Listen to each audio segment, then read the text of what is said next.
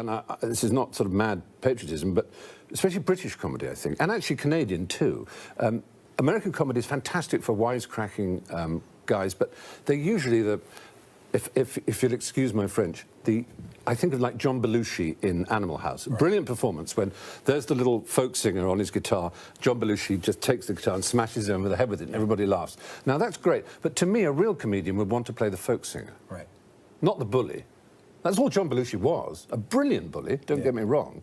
But he was, I'm the guy with the biggest dick in the room, is essentially an American comic's view of life. Whereas a British comic's view of life is, I've arrived at a party, oh, I forgot my dick. Yeah. You know? Yes, I do absolutely sympathise with Charlie Sheen because I know what it's like to be an addictive personality, and I don't know what it's like to go quite that nuts, and I hope I would never treat people quite as badly. But you had a public breakdown, though. Oh, I did indeed. What, 18 years ago? Yeah, I did. I was cast in a play, and I was in a very low state about it, and I walked out, not to put too fine a point on it. There was a Saturday night performance, and on Sunday morning at about dawn, I drove to a channel port in the south of England and drove my car onto a boat and went to Europe and just drove and drove and drove east without telling anybody where I was going. They were looking for you. And they certainly were. And the police were looking in the attic and digging up the garden of my house, thinking I might have done away with myself. It was a very bad moment, but on the other hand, it was what I believe alcoholics call a moment of clarity, which I always thought was a moment when you spill claret over yourself. And, I've gone all clarity.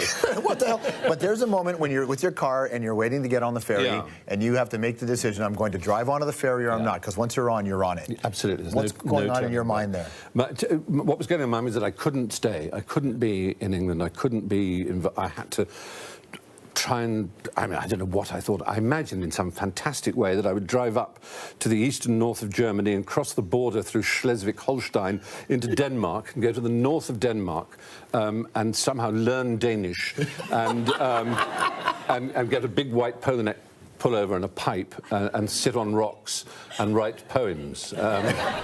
We're all scared inside. We may all walk big, and those guys who walk along and look really cocky, they're the ones who are most scared.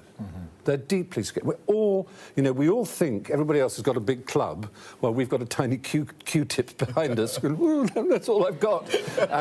And you know, we all think we've just missed out on what life, you know, the secrets of life, and everybody else has got it. Everybody else is, But the wonderful secret is that we're all equally afraid and uncertain, and that isn't a bad thing.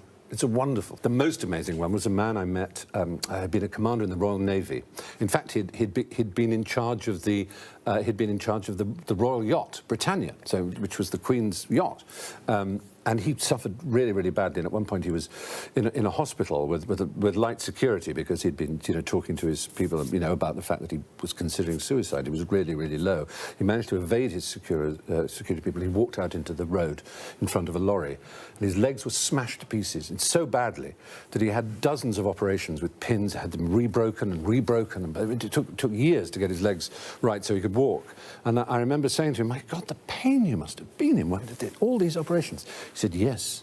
He said, but you have to remember that pain was nothing like as bad as the pain inside that made me walk into the traffic. And that's a thing that people don't understand about really severe depression. There's a very much an attitude, oh, go and walk it off. You know, just have a good walk, listen to some music, you'll be fine. It's the stiff upper lip. Right? And it's unfortunately not, it just isn't like that. It's like saying walk off the weather. You know, the weather is real, and it's the weather inside you. But you can perhaps at least say, look what it will do to other people. Right? Did you ever get that low?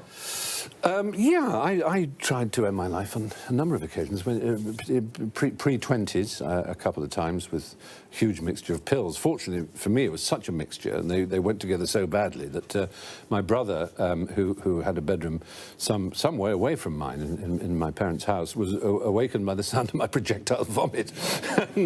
and he came in, and I was sort of unconscious, but spewing. So I was taken to a hospital and had my stomach pumped, so that was very fortunate. On another occasion, and again it's sort of faintly comic really, is I put myself in a garage and put a duvet, sort of quilt, under the door, and put my finger on the keys of the car, and really was thinking of turning the key. But how did you get out of that, though? It was my parents. It was the thought of doing that to my parents. Just, I couldn't bear the idea of how they would respond. I knew that it was an awful thing to do to them. But what it actually ended up with was me feeling much better about myself in the end, because I realised that I had an issue with mood swings, bipolar disorder. And I made a couple of films for the BBC some years later called The Secret Life of the Manic Depressive, which was a really interesting thing to do, because I met people who had the problem even far more than I had.